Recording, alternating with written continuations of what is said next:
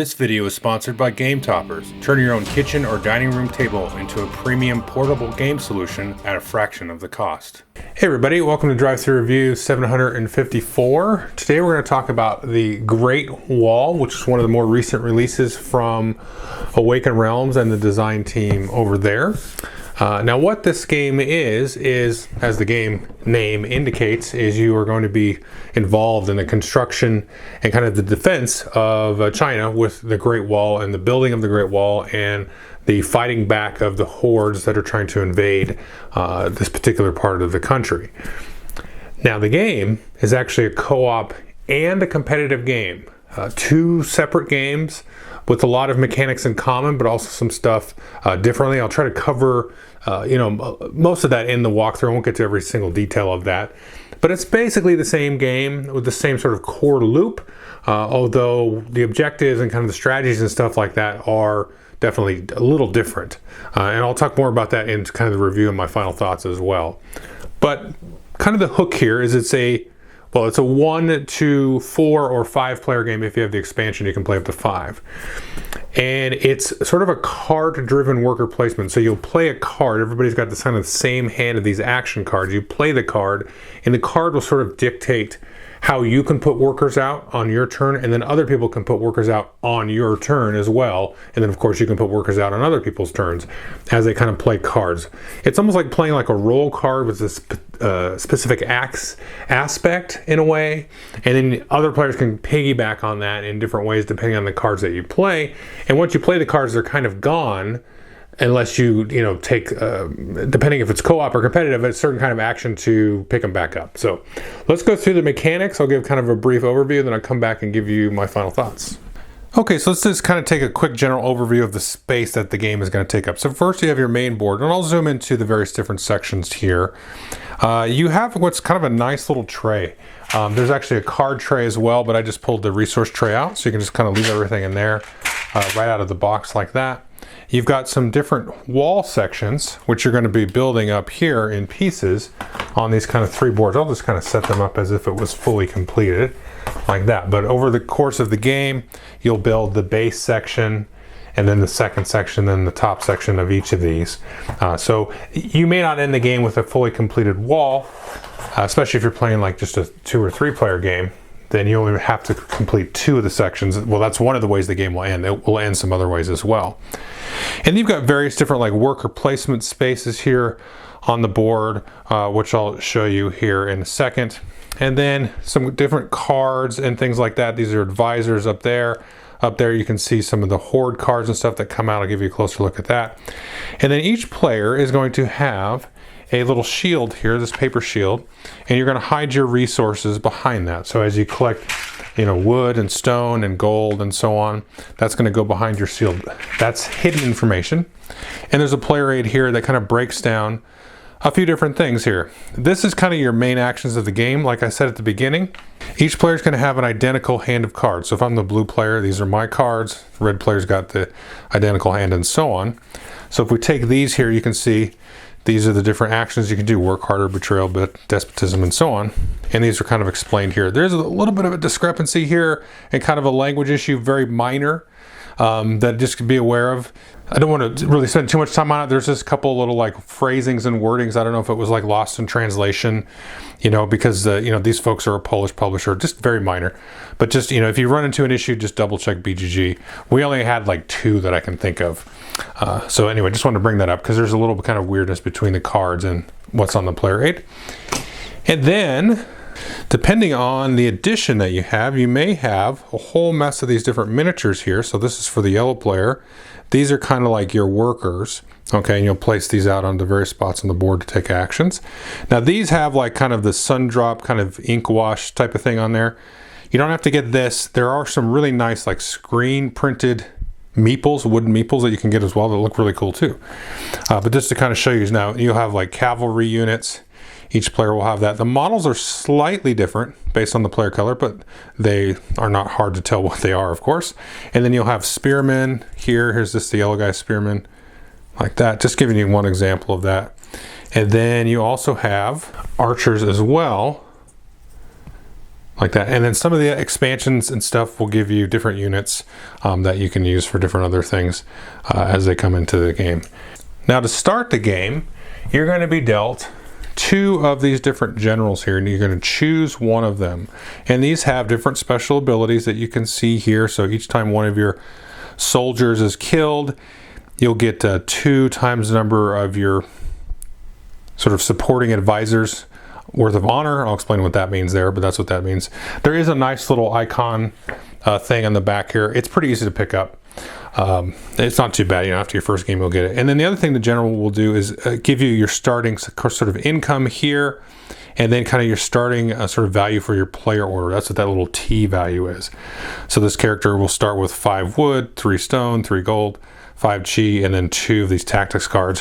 Whereas if I was dealt this one and chose that one, I'd have a different setup there. So you're going to take those resources, put it behind your screen, and discard the other general off to the side and set this here in front of you.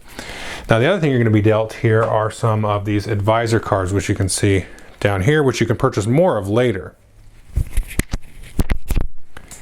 You'll be dealt 2 of these. Now one you'll keep face up, and then the other you will put face down. You can see this has this little scroll. Well, if you remember, we looked at this here. So this is 2 times the number of your scrolls. So you'll have one here kind of showing the scroll. As you get more advisors, you buy more of these. You can either have them face up for their ability or kind of add them here to power up your general's ability. So it's kind of a choice that you have. You might buy one of these that you know another player wants. Not really that useful for you, but you're really focusing for your strategy this particular game, focusing on powering up your general. Or you might have a game where you focus on getting some more varied special abilities. So that's an interesting choice there. So you start with 2, one face down under here, and the other one will be face up. So let's take a look at the board here before we talk about what these cards do. These cards mostly are just going to allow you to put certain workers out into different places on this bottom part of the board. And then kind of the top half of the board is where the kind of the fighting, the hordes are coming in these 3 columns, and you'll be building up the wall there. So let's just talk about what's going on here, and then we'll just talk quickly about how the cards work, because it's pretty straightforward. Now down here along the bottom, this sort of bottom row here, is kind of like, let's call it your economic track. And you can see these are all pretty similar. So yellow puts some workers there, maybe red puts one there, and then yellow comes in here with another one, and red comes in here with another one, like so. Now as soon as one of these tracks fills up, you're going to collect that particular resource. So you can see in this case we have wood here. So we'd each collect 2 wood as the yellow and red player, like so.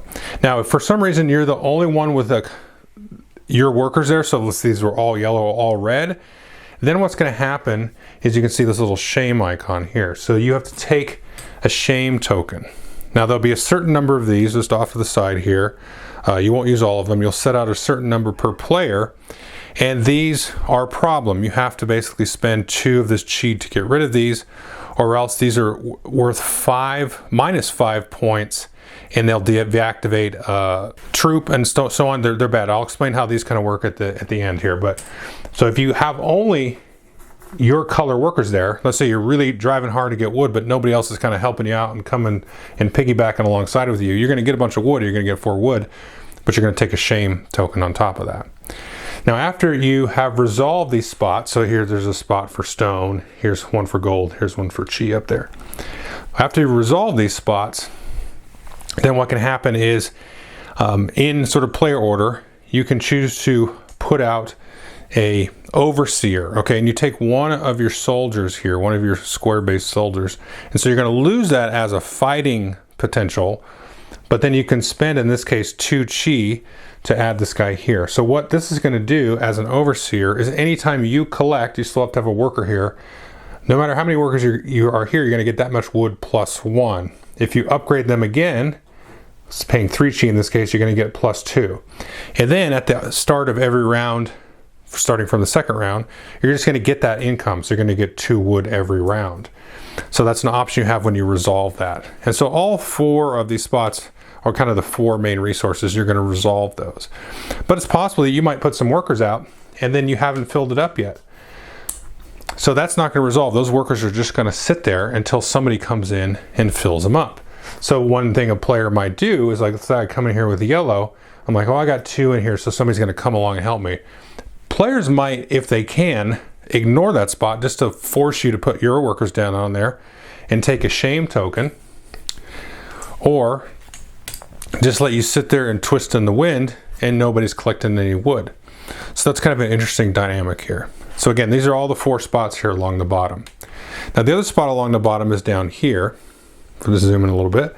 So here is where you can purchase these advisors here. Now the cost of that is going to be the cost in gold, and you can see that's right here. The cost in gold equal to the number of advisors that you will have in front of you. So the first one's going to cost you 3, right? Because you'll already start the game with 2. You'll add this one to you. The next one's going to cost you 4, and so on. So you can put workers out here. And here is kind of an open space, so you can put as many workers as you want out here, and people can kind of share that space. There's no blocking. Now the other thing you can do with that space, and you can pick and choose based on each worker. So if you spend 1 worker, you can buy an advisor. The other one is you can see you can spend 2 gold, and each player is going to have 3 of their workers over here, you know, off to the side of the board there that they can purchase. You start with 5, and then you can start to accrue more over the course of the game, and you get more workers to place later in the game. Those always cost 2 gold. Now we're just kind of trickling up over to this spot here. You can see we've got 2 spots here. So if we go here and we resolve this spot, then you can get a tactics card off the top of the deck. And these are cards that will tell you when they can be played. So let's take a look at this. So play when a horde card is defeated. Each player may save 1 troop, or you can boost it so you can pay 6 chi, and then you can do this kind of better effect instead. So all of these have kind of a boosted effect, and these are all kind of tactical, like they call tactics cards, that you can play at different opportunities. So you can try to build up a hand of these and try to, you know, pick and choose your little battles there to get those different bonuses out of those tactics cards. Now here is the turn order. And if you remember at the beginning, you had a number here. So whoever had the highest number will start at the top, and they are effectively first in turn order. But this really is kind of a tie-breaking kind of thing, and we'll explain how that works. And so if you go here with one of your workers, you can then move your little turn order token up 1 space if you got the 1 worker there. If you have both your workers in there, then you can just go all the way to the top. If there's multiple workers in place, then you're going to do it in the order that these are already in. So this is the kind of way to reset that. Now moving over here kind of to the middle and backing up just a bit, there's a couple of spots right here. So you've got this spot here, which is kind of a donation spot. Okay, so you can see these like little arrows there going this way. When you collect goods from the spot, you can take 1 of those goods that you collected at that instant and throw it up here, and you get 2 honor points. And honor points are the victory points in the game. Here's the honor track up there. So anytime you collect a bunch of resources, you can always throw 1 in here to the donation pool to just get a couple of points. Now that's going to be useful because if you send workers here, let's zoom in there, this is where you can construct the fortifications and the wall segments there. Now when you do that, there's a certain cost to them, but you can always pull resources out of here as you need that maybe other players or even you have donated. You might even kind of donate to yourself, get some extra points, and then just use those to build the wall anyway if you can kind of plan it right. So there's a few things that you can build. First off, you can build with any of these 3 resources here, gold, stone, or wood. You can't use chi to build, obviously. And you can always pay 2, you can see, to build these barricades. Now these barricades here come out at the start of the game. These are kind of worth 2 defense. Okay, and you can always throw 1 of these up. These are always going to disappear at the end of the round. So, but they will add a little bit of extra defense, and they'll get you 2 honor for building them. Now the next thing you can see, and actually the build cost is printed on the board here, if we zoom in here, is you can see, okay, so the base cost here is 5 of any combination of those resources. Now right now we have a defense value of 0, there's nothing there. There is 1 spot for an archer to go. Okay, we'll explain archers in a minute, but so we can deploy an archer to that spot. But to build this 1 elevation up, you're going to pay 5. Okay, so we take the bottom one, we'll throw it on there. We will get 5 honor because you always get that much honor, so 5 honor. And now we have this. You can see this now provides 8 defense. It's got a spot for 3 archers to go. And then the next one that you can build is going to cost you 10, and you get 10 honor for that. And so we can build this one, and so it starts to go up. Got more spaces for archers, a little bit more defensive strength. The final piece costs 15, gives you 15 honor, and you've got a couple extra, a couple extra archer spots there. And it gives you 16 defense there. Now, just popping over here to these two green spots, there and there, this is where you're going to deploy and move troops. So for each worker that you put out here, like so, you can do a couple of different things. You can build your normal units here, your spearmen. You can see that costs 2 stone and a wood. You could also build an archer, costs you 2 chi and a wood. And then you got your cavalry. You only have 2 of these pieces now, 3 gold and a wood. And when you build them, you can deploy them out. Okay, so we've already talked about where the archers could go. The archers can go here, and when you deploy them out, they're gonna plink, take a shot at one of those horde cards, and then we're gonna mark it off. And when we deploy kind of our foot troops or our cavalry, we're gonna put them out on the cards themselves. So since the cards are way over there, I'm gonna grab one and bring it down and we can look at it. Okay, so this card would be out in the column there. So we talked about the archer. When you deploy the archer, you're gonna get a free shot, and you're gonna just mark off one of those spots and sort of eliminate part of that horde that's coming in, okay? You can see this horde has an attack value of 6. So right now this one's easy to defend because remember each of those barricades, because we're 2, so we're already defending it. That's not gonna breach just yet. Whereas if we had like a stack of them, let's say we had 2 of the 6s, right, or one of these was an 8 or something, or those barricades weren't there, because in the first round those are going to disappear, those are going to breach and those are going to cause problems for us. But in this case we're really well off right now because we've got the start of a wall there, and that's providing 8 defense for the rest of the game. So that's how the archer kind of works there. So if we deploy, let's say, a spearman, we can like put them right on the spot there. Now with the foot troops, when you deploy them, you actually will get that resource. So you can get a gold or 2 honor or chi and so on. The archers don't work like that because they're not involved in the fight that directly, but they can help whittle it down. Now the cavalry can cover up 2 spaces. So you can cover and get, in this case, a chi and 2 honor. So that's all from the deployment side. Now there is a card that is the attack card here. And so when you play it or another player plays it, you can actually attack with them. Again, so they could plink that during the attack step, and then you can move troops, and so you could like say, oh, I'm gonna move him to here. So I've already attacked this, so these have already been handled. So I'm gonna show that these have been taken out, and then we're gonna move them here and we'll get those resources as well. Then I can move this guy here, he can get a stone, and then we've marked this off. So at this point now, everything is covered on this card. You're gonna look at who has the majority of coverage here. You don't keep track of the archer shots or the previous shots, so whoever is there at the end of the card being filled up, in this case obviously the yellow player, they will take this card, they'll put it face down, but they'll get 6 honor at the end of the game for having this card. And so each of the different cards has different special abilities on it, different point values, different sort of attack values and things like that, and that's how that works. So you may get the 6 honor at the end of the game, because what's going to happen is you take this and keep it down. Now, like I said, you can get shame through some other different means, as well as, you know, exploiting a resource spot. And you're going to take and put this on here. So once there is a shame marker on here, it is deactivated that card. So you will not get these points at the end of the game if you take, but this is a nice kind of place to bank shame. So each of these can hold 2, okay? Now if you don't have or don't wish to put the shame on your honor card, you can put it under one of your troops like so, and you've now deactivated that troop. You can't use that troop until you pay for that shame. Now at the beginning of the round, you can pay the 2 chi here to discard as much shame as you can pay for. That's one thing to keep in mind. Now let's take a look here and see, we talked about one way to get shame, of course, which is, you know, kind of overpopulating one of these or over exploiting one of those spots. Now if you have a breach, okay, well let's say we didn't have these barricades here, we haven't built any wall section. This was back out here. This has got 6 on there. Maybe we got a couple of guys out here like we talked about, like so.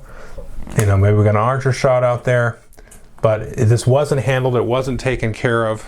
And now we're gonna resolve this in the winter phase.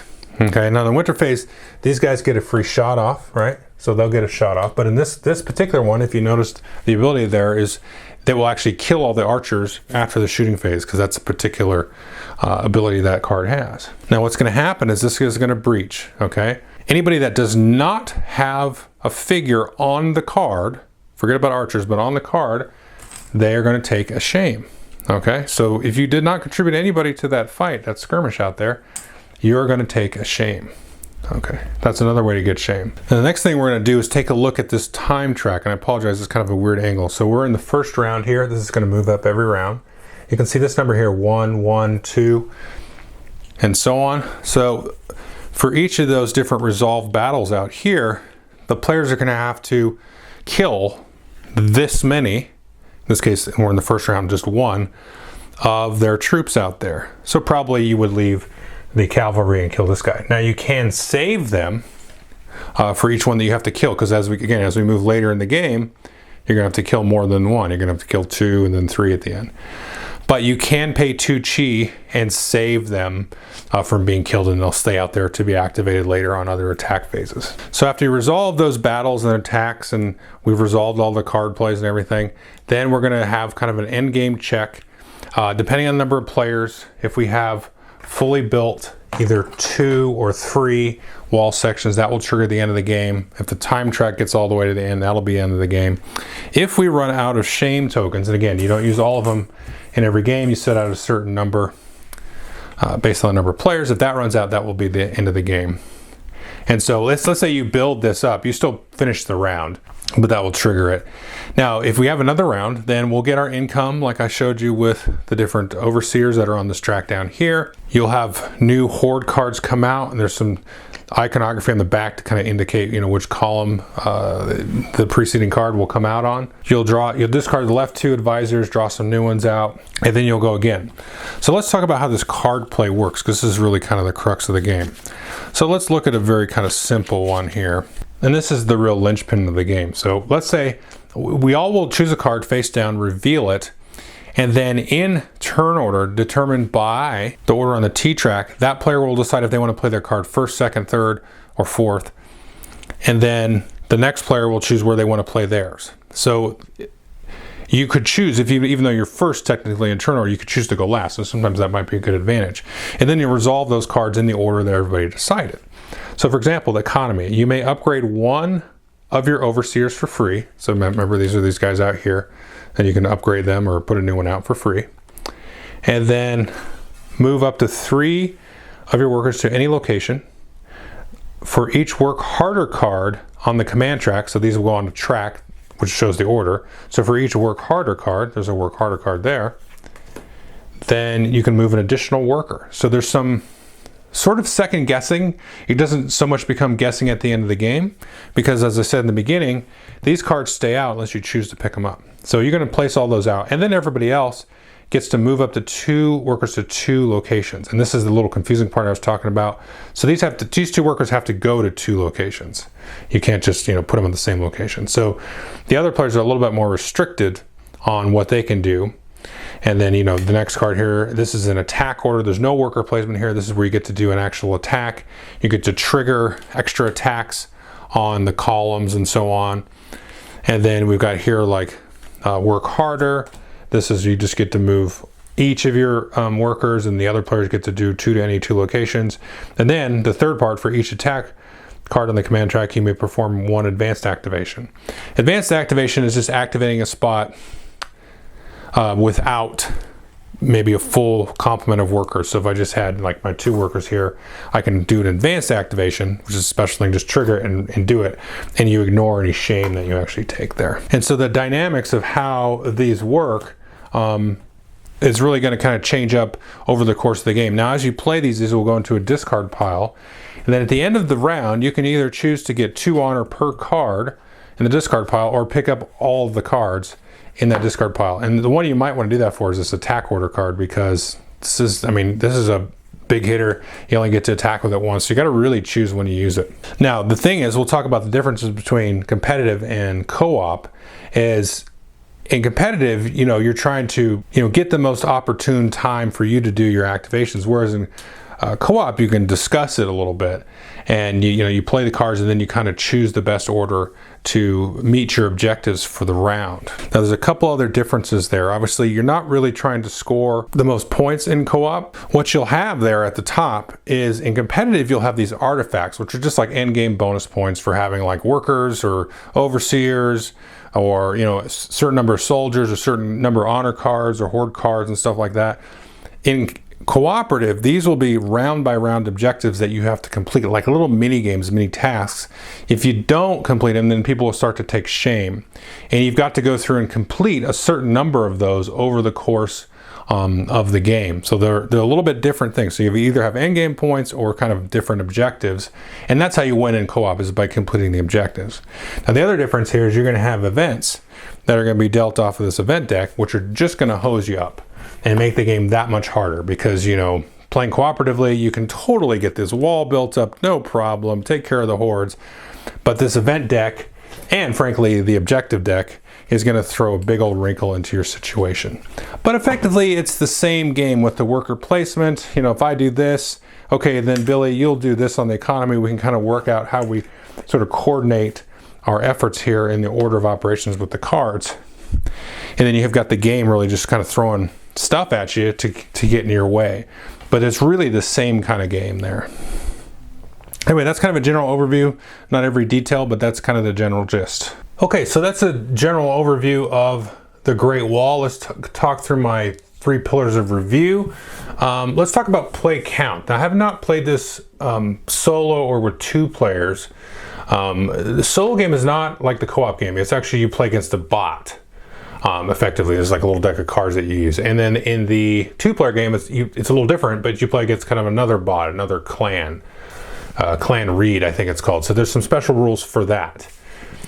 Now I have played the co-op and competitive mode, and I really like both. We'll talk about that in a minute. But the playtime, I think the box says 2 to 3 hours, and I think that's definitely right there. It doesn't seem to take too long. It doesn't overstay its welcome. I think the first time we played it, well, we played it a couple times co-op, so I'm not really sure because it kind of ran back to back. But we got our butt kicked the first game, and then we played it again. And then it took some time for us to get back together and play it competitive, because after we played it co-op, I was like really excited because I was like, this has to be better competitive, because I really did like the co-op. But yeah, that's kind of the player count and the play time. Now, as far as what is this game like, and I'm getting to that because it's co-op and it's competitive. And we've been kind of racking our brain. I'm like, is there a game like this that does competitive and co-op? And it's like, well, yes. I mean, you could play, I guess, like Imperial Assault, because you could play the app, right, and it would be co-op, and then you could play Skirmish or One versus Many, and then that would be competitive. Or you could play like Ascension Tactics as a co-op, and you can play against some card-driven bot, and then you play head-to-head, and they have all these different things where it's like, oh, you have this little AI bot, that's a card-driven thing, but I'm not like a Euro like this. Like, there's not been, somebody's going to get pedantic and say, yeah, there's been this other game, but not like this. There has not been a game that plays like a really rock solid card-driven, first of all, card-driven worker placement. That's not a thing I've seen before either. I mean, I've seen worker placement games, they're all over the place, and you've seen card-driven games with the different actions driven by the cards. But this is a tight little card-driven worker placement game. I play this card, the card's gone until I decide to pick it up. I didn't mention in co-op, the cards come back when you build a section of the wall. That's another little wrinkle with the co-op. But it's gone, and now I'm sort of counting on other players to sort of play these cards, or really trying to read what cards they've played. So if I play my card that looks at how many other cards of the work harder cards, the attack order cards are played, to kind of beef my card up during the last half of the game, that's got this whole other dimension to it. And then I'm thinking like, okay, now I'm going to put my workers out here, and then Billy's going to sort of piggyback on that or go over here, and I got to make sure that, if I go over here and try to build stuff, and Billy's the guy that's going to trigger the locations before me, he's going to trigger my build location. I haven't even collected the resources I need yet. So that whole order of operations mixed with the worker placement stuff is just also something that I've just not seen.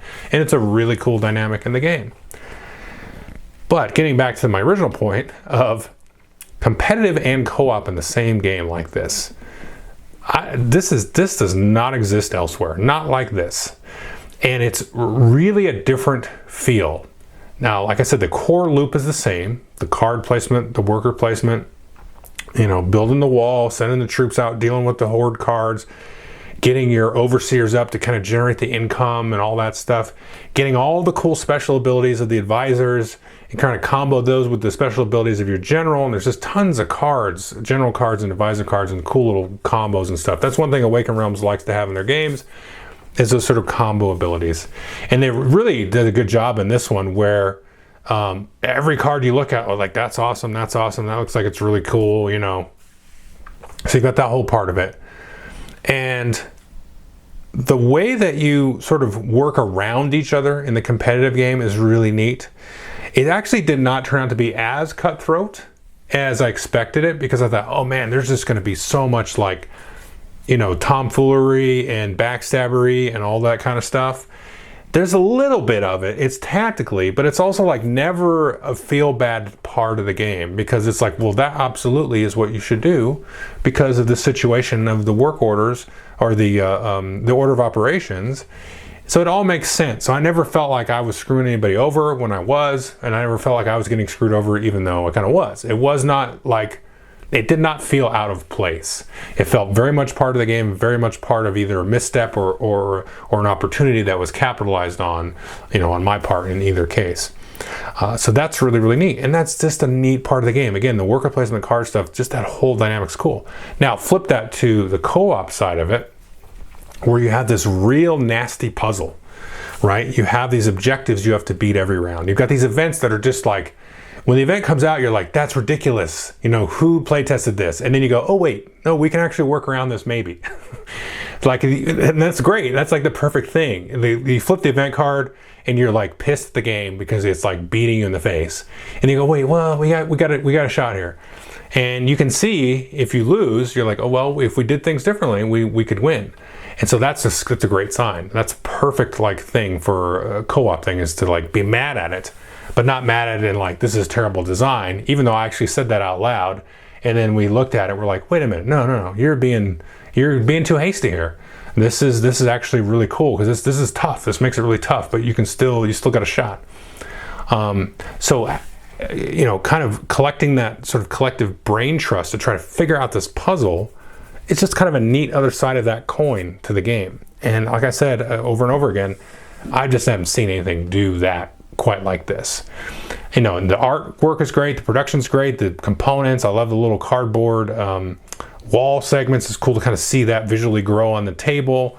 Obviously I've got the ones here with the miniatures and stuff. These are really cool, but if you go look at like the retail version that doesn't have those washed miniatures, that looks really cool too. So I don't think you're really missing out on anything. There's some expansions and stuff I haven't played with. I got like the stretch goal expansion box with the 5th player and Genghis Khan, and there's like a plague variant and some other things, some other general cards. I haven't played with any of that stuff yet.